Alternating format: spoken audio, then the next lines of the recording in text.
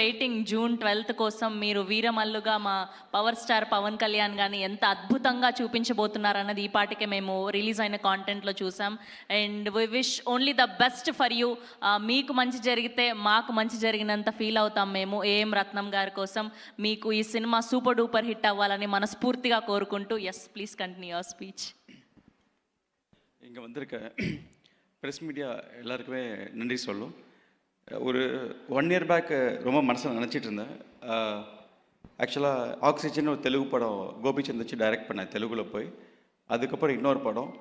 So ஒரு 4 yearsாக நான் ஆந்திராவில் இருந்தேன், தமிழில் இல்லை.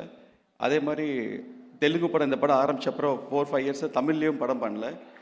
சின்ன மனசில் ஒரு வருத்தம், என்னடா தமிழில் நம்ம படம் சூர்யா மூவிஸ் படம் எதுவுமே தமிழில் வரவே இல்லையே, ரொம்ப நாளாச்சு, திருப்பி எப்போ தமிழில் வந்து படம் பண்ணுவோம், எப்போ வந்து ஒரு சின்ன உள்ளுக்குள்ள ஒரு வெயிட்டிங்கில் இருந்தேன். அதே மாதிரி தமிழில் திருப்பி டைரக்டர் பண்ண ஒரு வாய்ப்பு கிடைக்குமா அப்படின்னு ஒரு மனசில் ஒரு ஃபீலிங்கும் இருந்தது. பட் நான் ரியலைஸ் பண்ணல, நான் ஒரு பேன் இண்டியா படம் பண்ணிகிட்ருக்கேன். இந்த படம் வந்து மூலியமாக தமிழில் வந்து நம்ம தமிழ் மீடியா, நம்ம ப்ரெஸ் மீடியாவை, நம்ம ஃப்ரெண்ட்ஸ் எல்லாரையும் திருப்பி மீட் பண்ணுவேன்னு நான் எதிர்பார்க்கவே இல்லை. உங்களெல்லாம் மீட் பண்ணது ரொம்ப சந்தோஷமாக இருக்குது சார். இங்கே இருக்க நிறைய பேருக்கு நல்ல ஃப்ரெண்ட்ஸ் எல்லா ப்ரெஸ்லையும் எல்லாருமே திருப்பி ஒரு கிட்டத்தட்ட 3 years 4 years கழிச்சு மீட் பண்ணுறேன். I feel very happy and proud to meet everybody sir. Thank you so much. And first எங்கள் அப்பா பேசும்போது கொஞ்சம் எமோஷனாக பேசினாங்க. ஆனால் அதில் நிறைய அப்பா அவர் எவ்வளோ எமோஷன் என்னை பற்றி திங்க் பண்ணி கேர் பண்ணுறாரோ, அதே மாதிரி எங்கள் ஃபேமிலியை பற்றியும் என்னை பற்றியோ அவரோட பிளெஸ்ஸிங்ஸான்னு சொல்ல முடியாது. நிறைய இண்டஸ்ட்ரியில் நிறைய பேர் நிறைய ப்ரௌடாக ஃபீல் பண்ணி நிறைய பேசியிருக்காங்க. ஒரு சின்ன மூமெண்ட் வந்து நடுவில் நான் டைரக்ஷன் பண்ணலைங்க. டைரக்ஷன் பண்ணக்கூடாதுன்னு கிட்டத்தட்ட ஒரு 8 years கேப் எடுத்தேன். அது காரணம் வந்து ஒரு தடவை பர்சனலாக அஜித் சாரை மீட் பண்ணப்போ அவர் ஒரு வார்த்தை என்ன சொன்னார், அப்பாவுக்கு ஏஜ் ஆகிட்டே இருக்குது, அப்பாவுக்கு நீ சப்போர்ட்டாக இருக்கணும், நீ படம் ப்ரொடக்ஷன் பார்த்துக்கோ, டைரக்ஷன் பண்ணாத ப்ரொடியூஸ் பண்ணு அப்படின்னாரு. உனக்கு நல்லா வரும் அப்படின்னு. அந்த ஒரு செகண்ட் நான் எதுவுமே யோசிக்கலை. சரி, இவ்வளோ பெரிய ஸ்டாரு நம்மளை பற்றி யோசிக்கிறாரு, அப்பா பற்றி யோசிக்கிறாரு சொல்லி நான் டக்குன்னு அந்த செகண்டு டைரக்ஷன் டெலிட் பண்ணி ப்ரொடக்ஷன் ஸ்டார்ட் பண்ண வச்சேன். நான் ஒரே ஒரு வார்த்தை கேட்டேன், சார் பண்ணலாம் சார், பட் இந்த மாதிரி ப்ரொடக்ஷன் பண்ண இது பண்ணால் ரெகுலராக டேட்ஸ் வேணும், ஹீரோ வேணும்னாரு. ஒரே வார்த்தை சொன்னார், நான் கண்டினியூவாக படம் பண்ணுறேன்னாரு. ஸோ அப்படி பண்ணதான் ஆரம்பம், என்ன எறிந்தால் வேதாளம். ஸோ அவரோட இன்டென்ஷன் என்னென்னு கிளியராக புரிஞ்சது என்னென்னா, ரத்னம் சாரோட லெகசி கண்டினியூ ஆகணும், இந்த பேனர் கண்டினியூ ஆகணும், அதுக்கு நான் டேட் தரேன் அப்படின்னு. நடுவில் ஒரு 3 years கேப் இருந்தது நாங்கள் படம் பண்ணாமல் சூர்யா மூவிஸ். அவர் தான் வந்து ரீஸ்டார்ட் பண்ணார். இந்த வாய்ப்பு எனக்கு எப்பவுமே சொல்கிறதுக்கு சந்தர்ப்பம் வரல, பட் என் மனசுக்குள்ளேயே இருந்தது. திஸ் த ஃபஸ்ட் டைம் நான் இதை வெளியே ஷேர் பண்ணுறேன். திருப்பி அஜித் சாரோட ஒர்க் பண்ண வாய்ப்பு கிடைக்குமா தெரியல, பட் எனிவே ரொம்ப ரொம்ப தேங்க்ஸ் சார். நீங்கள் அவ்வளோ கேர் பண்ணி சொன்னது அண்ட் அந்த 3 படம் சொன்ன மாதிரி பண்ணது. அதே மாதிரி அவர் ஒரு வேர்டு கொடுத்தா கீப்பப் பண்ணுவாருங்க, அதை மிஸ் பண்ணவே மாட்டார். யார் என்ன சொன்னால் அந்த டிசிஷனை மாற்றவே மாட்டார், அந்த வேர்டு தான். அதே மாதிரி திருப்பி அதே ஜர்னி முடிஞ்சு ஒரு ரிப்பீட் மோடில் வர மாதிரி ஒரு 8 years கழிச்சு நான் பவன் சாரை மீட் பண்ணப்போ பர்சனலாக பவன் சார் சொன்ன ஒரே வார்த்தை, ஜோதி எனக்கு ரத்னம் சார் ரொம்ப ரொம்ப பிடிக்கும், நான் எல்லாரும் என்னோட ஃபேனாக, நான் அவருக்கு ஒரு ஃபேன், அவரோட லெகசி கண்டினியூ ஆகணும், அதுக்காக தான் இந்த வாய்ப்பு உனக்கு தரேன்னு ஒரே வார்த்தை சொன்னார். நீ என்ன பண்ணுறது தெரியாது, நீ எவ்வளோ உழைக்கிறன்னு தெரியாது, இந்த படத்தை எப்படியே ஹிட் பண்ணணும், நெக்ஸ்ட் வேர்ட், இது 2 வேர்டு தான் சார் சொன்னார். அண்ட் சிரிப்பி சேம், அவரு கொடுத்த வேர்டை ஈக்குவலாக மீட் பண்ணுவார். ஸோ ஒரு 2-3 லெஜெண்ட்ஸ் வந்து இவ்வளோ கேர் பண்ணது எனக்கு ரொம்ப சந்தோஷமாக இருந்தது. இது எல்லாம் வந்து எனக்கு அப்பாவோட உழைப்போட பிளெஸிங்ஸ் தான் எனக்கு கிடச்சிது. அதை நான் என்ன எடுத்துக்கணும், எவ்ரிடே இது எவ்ரி செகண்டும் நினச்சிட்டே இருப்பேன் மைண்டுக்குள்ளே, நம்மளை இவ்வளோ ட்ரஸ்ட் பண்ணுறாங்க, இதுக்கு நம்ம என்னென்ன செய்யணும் இதுக்கு அப்படின்ற சொல்லி தான் ஒர்க் பண்ணிட்டு இருந்தேன். ஸோ இந்த மாதிரி ஒரு வாய்ப்பு கிடைச்சது எனக்கு ஹரிஹர வீரமல்லு ப்ராஜெக்ட். அண்ட் இந்த ப்ராஜெக்ட்குள்ளே நான் என்ட்ரு ஆகும்போது இதில் நிறைய காம்ப்ளிகேஷன்ஸ் இருந்தது. அண்ட் ஒரு பவன் சாரை பற்றி சொல்லணும்னா, பவன் கல்யாண் சார் வந்து it's not only actor, is ஒரு இன்டெலிஜென்ட் ஸ்மார்ட் பர்சன். சார் வந்து அவரே ஒரு டைரக்டர், பர்சனல் டைரக்டர். அவருக்கு டைம் கிடைக்கல, அவர் ஃபுல் அண்ட் ஃபுல் பாலிடிக்ஸில் இருக்கிறதுனால, சேவைகள் இருக்கிறதுனால அவர் டைம் கிடைக்காதனால இந்த படத்தை அவரோட விஷன், இந்த வீரமல்லு படத்தை வந்து அவரோட பாயிண்ட் ஆஃப் வியூவில் நான் யோசிக்கும் போது இது ஒரு பேன் இண்டியா, ஒரு இந்தியா ஃபுல்லாக ரீச் பண்ணணும்னு அவரோட எஃபர்ட் போட்டிருக்காரு. இப்போ நீங்கள் பார்த்த அசுரனம் சாங் வந்து சாரே பர்சனலாக ஃபைட் கொரியோகிராஃப் பண்ண சாங்கு. அந்த ஒரு ஃபைட்டு மட்டுமே ஒரு 60 days எடுத்திருக்கோம், 60 நாள் எடுத்த ஃபைட் அது. அண்ட் அந்தளவுக்கு அவர் பர்சனலாக உழைப்பு போட்டிருக்காரு. அவருக்கு பர்சனலாக மார்ஷல் ஆர்ட்ஸ் தெரியும். அண்ட் ஒரு ப்ரூஸ்லி ஒரு என்டர் த ட்ராகன் எப்படியோ அந்த மாதிரி ஒரு விஷயம் பண்ணியிருக்கார் சார் இதில், பவன் சார். ஸோ இந்த படத்துக்கு இன்னொரு இன்ஸ்பிரேஷன் எனக்கு என்னென்னா, பர்சனலாக இந்த படம் 16th century முகல் பீரியடில் நடந்த ஸ்டோரி. அண்ட் அவுரங்கசீப் பேக்ட்ராப்பில் நடந்த டைமில் நடக்கிற காலகட்டத்தில் நடக்கிற ஸ்டோரி. அண்ட் இந்த காலகட்டத்தில் அவுரங்கசீப்பாக ப்ளே பண்ணது பாபி டியோல் ரோல். இதில் பாபி டியோல் ப்ளே பண்ணுறாங்க. ஸோ ஒரு நாள் இந்த கதையை எப்படி கொண்டு போகணும், இது என்ன சொல்ல வரும் அப்படின்னு எனக்கே ஒரு நல்ல தாட்ஸ் இருக்கும்போது, ஒரு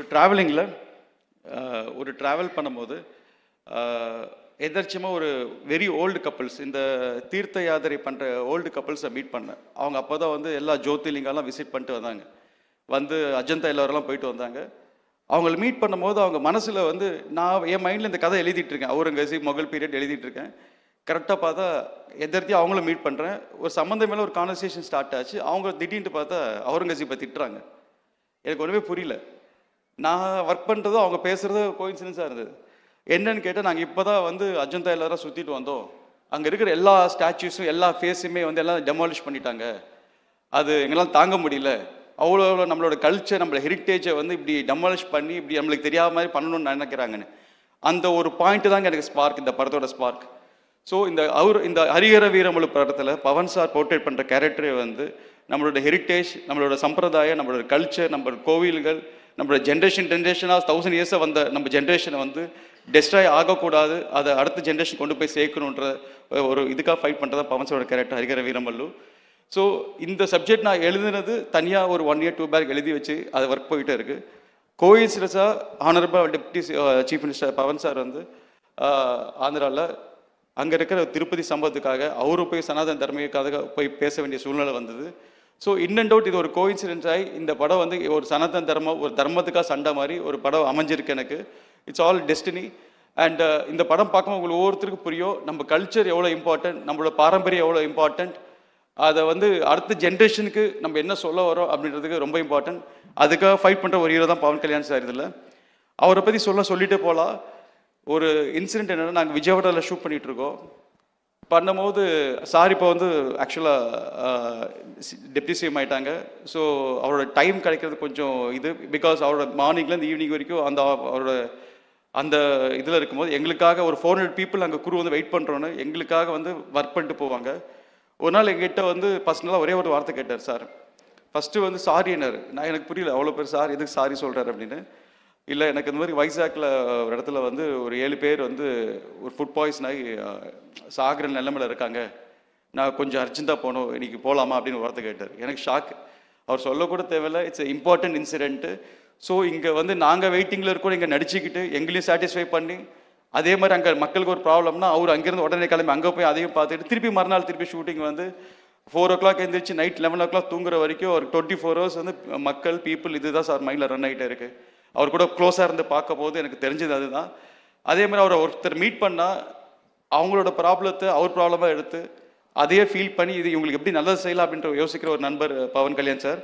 அண்ட் அவர் கூட ஒர்க் பண்ணது தேங்க்ஸ், மீட் பண்ணதுக்கோ ஒர்க் பண்ணதுக்கோ I am very proud and very happy. And தொடர்ந்து பார்ட் 2 கூட ஒர்க் பண்ணுவோம். அண்ட் படத்தை பற்றி பேசணுன்னா டெக்னிக்கலாக இட்ஸ் ஹை ஸ்டாண்டர்ட் படங்க இந்த படம். எனக்கு பேசிக்கலாக எனக்கு 18 ஃபஸ்ட்டு படம். அப்போ எனக்கு 20 years நான் அந்த படம் டைரக்ட் பண்ணும்போது அந்த படத்துலேயும் கிட்டத்தட்ட ஒரு 1 hour 15 minutes சிஜி இருக்கும், நிறைய 3D எலிமெண்ட்ஸ் இருக்கும், கிராஃபிக்ஸ் இருக்கும். ஸோ இது பீரியடுன்னு தொடரும்போது எப்படி இவ்வளோ ஹை ஸ்டாண்டர்ட் படத்தை நான் எடுக்கணும், எனக்கு இதுக்கு ஈக்குவலாக ஒரு கேமராமேன் வேணும்னு நான் யோசிச்சுட்டே இருந்தேன். எங்கேருந்து கரெக்டாக கோயின்சிடன்ஸாக மனோஜ் பரமசா ஃபேமிலி ஃப்ரெண்ட் அவரை மீட் பண்ணி அவர் மூலிமா எனக்கு நான் எவ்வளோ ஹை டெக்னிக்கலோ அவரும் ஒரு ஹை டெக்னிக்கலான இது. ஸோ 2 பேர் சேர்ந்து ஒவ்வொரு ஷாட்டுமே ஒரு 5 cameras அண்ட் இந்தியாவில் இருக்க எல்லா டெக்னாலஜி யூஸ் பண்ணிட்டோம். இந்தியாவில் பார்த்தாலும் ஃபாரினில் இருக்க எல்லா டெக்னாலஜி யூஸ் பண்ணி இந்த படத்துக்கு கிட்டத்தட்ட ஒரு 1000 அனிமேட்டர்ஸ் ஒர்க் பண்ணுறாங்க. 1000 பேர் ஒர்க் பண்ணிட்டுருக்காங்க டே நைட் இந்த படத்துக்காக. ஸோ வேர்ல்டு வைட் இருக்க எல்லா கிராஃபிக்ஸ் கம்பெனியும் ஹையர் பண்ணியிருக்கோம். ஸோ இது ஆன் ஸ்க்ரீன் பார்க்கும்போது இந்தியன் ஸ்க்ரீனில் எப்போவுமே ரத்னம் சார் படம்னா நம்ம தெரியும், அந்த டைமில் அந்த காலகட்டத்தில் ஒரு பெரிய ஸ்டாண்டர்டான படமாக இருக்கும். இது ஸ்டாண்ட் அவுட் படமாக இருக்கும். எதுக்கு இதுக்கு 3-4 years லேட் ஆச்சு அப்படின்றத அதுக்கு பூர்த்தி செய்கிற ஒரு படமாக இருக்கும். And especially last 10 minutes of the படம் வந்து it will break full Indian ஸ்க்ரீனுங்க. It will be spectacular. And இந்த படத்தில் ஒர்க் பண்ண நிதி மேடம் சொல்லணும். அண்ட் நிதி நான் ஜாயின் பண்ணும்போது கொஞ்சம் வரியாக இருந்தாங்க, எப்படி ஒரு படம் இவ்வளோ ஆச்சு, அவங்க ரோல் என்ன எப்படி இருக்கும்னு சொல்லி. பட் அவங்களோட க்யூட் மூமெண்ட்ஸ், அவங்களுக்கும் சாருக்கு இருக்கிற கெமிஸ்ட்ரி நல்லா ஒர்க் அவுட் ஆச்சு. ஒரு சின்ன இன்சிடென்ட், நிதிக்கு வந்து நான் ஒரு சீன் சொல்லிட்டு போனேன் இப்படி பண்ணணும் அப்படின்னு. டைலாக்லாம் சொன்னேன். அண்ட் பவன் சார் பண்ணும்போது அதை இம்ப்ரவைஸ் பண்ணி டேக்கில் அவர் இம்ப்ரவைஸ் பண்ணி டக்குன்னு ஒரிஜினல் லைஃப் எடுத்து கழுத்தில் வச்சிட்டேன். அவங்க ஒரு செகண்ட் பேனிக்காய் நான் எங்கே நல்ல ஷார்ட் போயிட்டுருக்கு, இவங்க எங்கே ஸ்டாப் பண்ணிட்டு பயந்துகிட்டே இருந்தேன். அவங்க அப்படியே மேனேஜ் பண்ணி நடிச்சிட்டாங்க அதை இது பண்ணி. பட் அவங்களோட ரியல் பேனிக்கு ரியல் எமோஷன் ஸ்க்ரீனில் நல்லா ஒர்க் அவுட் ஆச்சு. ஸோ அந்த மூமெண்ட்டை ரீப்ளே பண்ணும்போது தான் எனக்கு சிரிப்பு வந்துகிட்டே இருக்கும். அந்த ஷார்ட் எடிட்டிங்கில் பார்க்கும்போது சிரிப்பு வந்துகிட்டே இருக்கும். ஓ, இந்த இடத்துல ரியல் கத்தி ரியலாக பயந்துட்டாங்க இவங்க அப்படின்னு. ஸோ அந்த மாதிரி spontaneous acting. And choreographer Shobi master வந்து எனக்கு அவங்க ஒய்ஃப் லலிதா மாஸ்டர் ரொம்ப ஃப்ரெண்டு. ஸோ ராஜசன் சார் அஸ்கா சாங் பண்ணும்போது அப்போது கடைசியில் ரோல் ஆடிட்டு இருப்பார். அப்போது அவர் ராஜு சார் ரொம்ப திட்டிகிட்டு இருப்பார் அவரை, ஷோபி இந்த மாதிரி முதல்ல நல்லா சீக்கிரமெல்லாம் ஒரு 2 படத்தில் கொரியோகிராஃப் ஆக முடியாது அப்படின்னு. சிரிப்பாக இருக்கும் அதெல்லாம் பார்க்கும்போது. பட் கொஞ்ச நாள் கழிச்சு சார் கரியர் ஸ்டார்ட் பண்ணதுக்கப்புறம் எனக்கு தெரிஞ்ச ஆக்டர்ஸ் அண்ட் ஆக்டர்ஸ் நண்பர்கள் சொன்னாங்க, ஷோபின் புது கொரியோகிராஃபர் வந்திருக்காரு, எக்ஸ்ட்ரா நிறையா பண்ணுறாங்க அப்படின்னு. அப்போ எனக்கு ரொம்ப ப்ரௌடாக இருந்தது. பரவாயில்லையே, நம்ம தெரிஞ்ச ஒருத்தர்களாருன்னு. அப்புறம் கோஇன்சிடன்ஸ், அப்புறம் போக போக எல்லாம் ஃப்ரெண்ட்ஸ் ஆகிட்டோம். So it was very happy working with Shobi sir. And படத்தில் ரொம்ப தேங்க்ஸ் சொல்லணும், நாசர் சார் பண்ணதுக்கு ரொம்ப தேங்க்ஸ் சொல்லணும். அண்ட் அப்பாவுக்கு family friend. And Sathyaraj sir, I am very happy meeting you, working with you. ஏன்னா நான் உங்களோட பெரிய ஃபேன். அமைதிப்படையிலேருந்து உங்கள் எல்லா படமும் விடாமல் பார்த்துப்பேன். உங்கள் டைலாகில் மெமரைஸ் பண்ணிகிட்டே இருப்பேன். இன்றைக்கும் நான் இங்கே வந்து ஷார்ட்டில் நடிக்கும் போது நான் கேரக்டர் ஆர்டிஸ்ட்டாக பக்கம் ஹீரோவை தான் பார்த்துட்டு இருந்தேன். நீங்கள் வரும்போது போகும்போது அப்படி தான் நினச்சிருப்பேன், எப்போ நம்ம ஃபீல் பண்ணுற ஹீரோவை கூட நம்ம வந்து ஒர்க் பண்ணுறோன்ற ஒரு ஃபீலிங் இருந்தது. முக்கியமாக எனக்கு உங்களோட எம்ஜிஆர் ஸ்டைல் ரொம்ப பிடிக்கும் சார். அண்ட் நான் உங்களோட பாடி லாங்குவேஜ், உங்களோட எம்ஜிஆர் ஸ்டைல் எல்லாமே அது ரொம்ப பிடிக்கும். அந்த மாதிரி ஒரு விஷயம் பண்ணியிருக்கேன். இப்போ பவன் சார் வந்து டெப்டி சிஎம் ஆனதுக்கப்புறம் ஜென்ரலாக கமர்ஷியல் சாங்ஸ் வைக்க முடியாது. ஏன்னா சார் வந்து ஒரு டூயட் பாட முடியாது, ஒரு இது ஆட முடியாது. அப்படின்னும் நான் கொஞ்சம் யோசித்து பார்த்து, சரி தெலுங்குல தத்துவ பாடல்கள் ஒரு கான்செப்ட் கிடையாது, பட் தமிழில் நம்ம எல்லா எம்ஜிஆர் சாங்ஸுமே ஒரு தத்துவ பாடலாக இருக்கும். ஸோ அந்த மாதிரி ஒரு சாங் பண்ணலாம், தெலுங்குல ஒரு டைம் பண்ணலான்னு சொல்லிட்டு தான் அந்த கேட்கணும் குருவே சாங் ஃபஸ்ட்டு பண்ணது சார். அந்த லிரிக்ஸ் எழுதிட்டு போய் நான் கிருவாணி சாருக்கு எனக்கு அது ஃபஸ்ட் இன்ட்ராக்ஷன். ஃபஸ்ட்டு சாரை பார்க்கும்போது எனக்கு ஒரு பயம், நம்ம லிரிக்ஸ் எழுதிட்டோம், டியூன் இல்லை, சார் அக்செப்ட் பண்ணுவாரா இல்லையான்னு ஒரு பயத்தோடு தான் காமிச்சேன். அண்டு சார் யார் எழுதுனாரு சார், ஒரு பென்சில்தாஸ் ஒரு சிங்கர் ரைட்டர் சார், வில்லேஜில் இருப்பாருன்னு, ரொம்ப நல்லா இருக்குன்னு சொல்லி சார் சொன்னால் இது பவன் சார் பண்ணால் நல்லா இருக்கும்னு. நான் பாடுவாரா சார் அப்படின்னு நான் கேட்குறேன் அப்படின்னாரு சொல்லி, அப்புறம் போய் பவன் சாரை மீட் பண்ணப்போ சாருக்கு லிரிக்ஸ் சார் எக்ஸைட் ஆகி அப்புறம் அவர் எப்படி பாட வைக்கிறது, சார் விஜயவாடாவில் இருக்கார் அண்டு கிருவாணி சார் ஹைதராபாத்தில் இருக்கார், எப்படி பாட வைக்கிறதுன்னு. அந்த ஷூட்டிங்கில் நம்ப மாட்டீங்க, கிருவாணி சார் பவன் சார் பாட வைக்கிறதுக்காக விஜயவாடா வந்தார். இங்கே வந்த மாதிரி ஃபுல் டீமோட வந்தார். சார் ஆஃபீஸில் செட்டப் பண்ணி அங்கேயே பாட வச்சு அப்படியே ஷூட்டிங், அங்கேயே பாட வச்சு லைவாக ஷூட்டிங், அந்த மாதிரி அந்த சீக்வன்ஸ் பண்ணோம். அதுக்கு கிருவாணி சாரோட எனர்ஜி ரொம்ப ப்ளஸ்ஸு. அண்டு சார் பவன் சாரோட எனர்ஜி ரொம்ப ஹெல்ப் ஆச்சு. அதே ஸோ கிருவாணி சார் பற்றி சொல்லணும்னா சொல்லிட்டு போகலாம் சார். இந்த படத்தில் நிறைய லெஜெண்ட்ஸோட ஒர்க் பண்ணியிருக்கேன். Keeravani sir, Thota Tharani and father A M Rathnam. So இவங்களோட நான் பேசும்போதோ ஒர்க்கிங் ஸ்டைல் பண்ணும்போதோ ஒரு பயம் இருக்கும் உள்ள. ஏன்னா அவங்களுக்கு எல்லாமே தெரியும், நம்ம என்ன பேசினாலும் என்ன சொல்ல வரும் முன்னாடியே தெரியும், சொல்கிறதுக்கு முன்னாடியே. ஸோ அதனால் சரி ப்ரிசைஸாக நம்ம ஒர்க்கு அதுக்கு என்ன தேவை அது கரெக்டாக புரிஞ்சுக்கிட்டு எனக்கு எல்லாத்தையும் பூர்த்தி செஞ்சாங்க. தோட்டா தரணி சார் சொல்லி ஆகணும், அவருக்கு இந்த படம் அந்த ஷூட்டிங்கில் கொஞ்சம் அவருக்கு கண்ணு ப்ராப்ளம் வந்தது. அவர் பெரிய ஆர்டிஸ்ட், அவர் இப்போ எதுவுமே ஸ்கெட்சு போடணும் எல்லாம் போடணும். கொஞ்சம் கண் பார்வை கம்மியானாலும் டே அண்ட் நைட் வந்து செட்டில் உட்காந்துட்டு ஸ்ட்ரெயின் ஆகி, இந்த ஏஜில் ஸ்ட்ரெயின் ஆகி நானும் கேட்பேன், எங்கள் அப்பாகிட்ட கேட்பேன், தோட்டா சார்ட்ட கேட்பேன், எதுக்கு நைட் உட்காந்துட்டு இருக்கீங்க கிளம்புங்க அப்படின்னு. ஆனாலும் இல்லாமல் பிடிவாதமாக உட்காந்து அதோட சினிமா நேசிப்பாங்க சொல்லுவாங்க, அந்த எனர்ஜியோட இன்னைக்கு திருப்பி சொல்கிறேன் சார், நிறைய நியூ ஜென்ரேஷன் வந்திருக்கும். நான் இப்போ 3rd ஜென்ரேஷன் நானும் பார்க்குறேன். பட் அவங்க ப்ரூவ் பண்ண மாதிரி அவங்களோட உழைப்பு மாதிரி அதில் ஒரு 25% தான் சார் இன்றைக்கி எல்லாருமே பண்ணுறாங்க. பட் அந்த மாதிரி ஜென்ரேஷன் ஆளுங்களை அப்போ பார்க்கறது ரொம்ப ரொம்ப கஷ்டம். I am very fortunate to work with all the legends. And ஹரிகர வீரமல்லு எல்லாருமே எக்ஸ்பெக்ட் பண்ண மாட்டாங்க, எப்படி இருக்கும் எந்த மாதிரி இருக்கும்னு யாருக்கும் எக்ஸ்பெக்டேஷன் கிடையாது. But expect the unexpected movie. இது இந்தியாவுக்கு ஒரு பெரிய மைல் ஸ்டோனாக இருக்குது இந்த படம். அண்ட் இதோட பார்ட் 2 வரப்போகுது சீக்கிரமாக. அண்ட் இதை பற்றி நீங்கள் எல்லாம் இது பண்ணுவீங்க. And very happy meeting Tamil people, Tamil press and Telugu audience అని తిడతారండి. నేను మొత్తం తమిళ్లోనే మాట్లాడేసాను. ఇక్కడ రాగానే వాళ్ళకి ఏ అర్థం కాదు. ఇది ప్రాబబ్లీ ఈ ప్రోగ్రామ్ సబ్ టైటిల్ వేయాలనుకుంటాను నేను. పర్లేదు, మనం తిరుపతిలో గట్టిగా ప్లాన్ చేశామని నాకు సమాచారం అందింది ఆల్రెడీ. అవునండి, తిరుపతి కొన్ని తెలుగులో కొన్ని క్వశ్చన్స్ అడిగాను సార్, నాకు తమిళ్ వచ్చేస్తుంది. సార్ ఇట్స్ బీన్ అంటే ఖుషి సినిమా అప్పుడు కూడా మీరు చూసుంటారు కళ్యాణ్ గారిని, అండ్ ఇప్పుడు ఈ హరిహర వీరమల్లులో చూశారు. సో అప్పటికి ఇప్పటికి డిఫరెన్స్ ఏం గమనించారు ఆయనలో, అదొక్కటి చెప్పండి. డిఫరెన్స్ కనిపించలేదండి. ఒక్కటి మట్టుకు ఎప్పుడు మెయింటైన్ అవుతుంది ఏంటంటే పవన్ సార్ స్వాగ్. స్వాగ్ అసలు సార్ వాక్ కానీ స్టైల్ కానీ అప్పుడైనా ఇప్పుడైనా అసలు మామూలుగా ఉండదు. అదేదో ఒక ఆరా ఉంటుందండి సార్ దగ్గర. అప్పుడు యాజ్ ఎ ఫ్యాన్ గా మనం దగ్గర నుంచి చూడడం ఇస్ డిఫరెంట్. అవును. కానీ ఆయన డైరెక్ట్ చేస్తున్నప్పుడు ఫస్ట్ డే మీ నోటి నుంచి చెప్పించిన డైలాగ్ ఏంటి ఆయనతో మీరు ఫస్ట్ డే షూట్ లో, అదొక్కటి చెప్పండి చాలు. వినాలి, వీరములు చెప్తే వినాలి. So nice, thank you sir line చూశారు, చూసి చెప్పాలని అడిగారు. అవును సార్ అని. సో అదే ఫస్ట్ డే ఆఫ్ షూట్ సార్తో. And sir was very happy working with. ఇంకేమైనా ఉంటే కొంచెం అడిగాను తెలుగు వాళ్ళ కోసం. సార్ మనం గట్టిగా ప్లాన్ చేసాం సార్, వీళ్ళు ఊరికే మాట్లాడితే చాలా తమిళ్లో మాట్లాడండి అని చెప్తున్నారు. కానీ చాలా ఆనందంగా ఉంది sir, for the first time ఇలా మన తెలుగు సినిమాని చెన్నైకి వచ్చి ప్రమోట్ చేయడం. అండ్ మీ ఓపికకి అసలు మీరు ఇంతమందిని కోఆర్డినేట్ చేసి ప్రతి ఊరు తిప్పి దగ్గరుండి అన్నీ చూసుకొని చేస్తున్నారంటే మామూలు విషయం కాదు. మా అందరి కోసం కాదు, మీ ఒక్కరి కోసం అండ్ ఏం రత్నం గారి కోసం ఈ సినిమా సక్సెస్ఫుల్ అవ్వాలని మనస్ఫూర్తిగా కోరుకుంటున్నాం. We are eagerly waiting June 12th కోసం. మామూలుగా ఉండదు థియేటర్స్లో. మేము న్యూస్ పేపర్స్ ఆల్రెడీ చింపేసి బ్యాగ్లో పెట్టుకొని రెడీగా ఉన్నాము, ఇంకెళ్ళి ఎగిరేయడమే అంతే. Thank you madam. Thank you sir, thank you so much. And media photo op కోసం మా ఎంఎం కీరవాణి గారిని, అండ్ అలానే నిధి అగర్వాల్ గారిని, ఏం రత్నం గారిని, అండ్ అలానే రెడిన్ కిన్స్లే గారిని, అండ్ అలానే మా సత్యరాజ్ గారిని, అండ్ అలానే విజయ్ సార్ని అందరినీ గ్రూప్ పిక్చర్ కోసం వేదిక మీద జాయిన్ అవ్వాల్సిందిగా రిక్వెస్ట్ చేస్తున్నా. நிதி Agarwal car, MM Keeravani car, Sathyaraj car, Vijay car.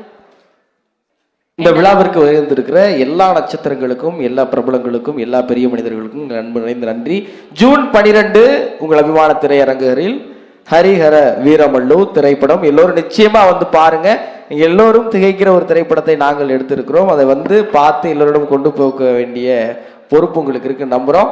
இப்போது ஹரிஹர வீரமல்லு திரைப்படத்தின் திரைக்குழு மேடையில் இருக்கிறாங்க. பத்திரிகையாளர்கள் நிழற்படங்களை எடுத்த பிறகு நீங்க உங்க கேள்விகளை கேட்கலாம்.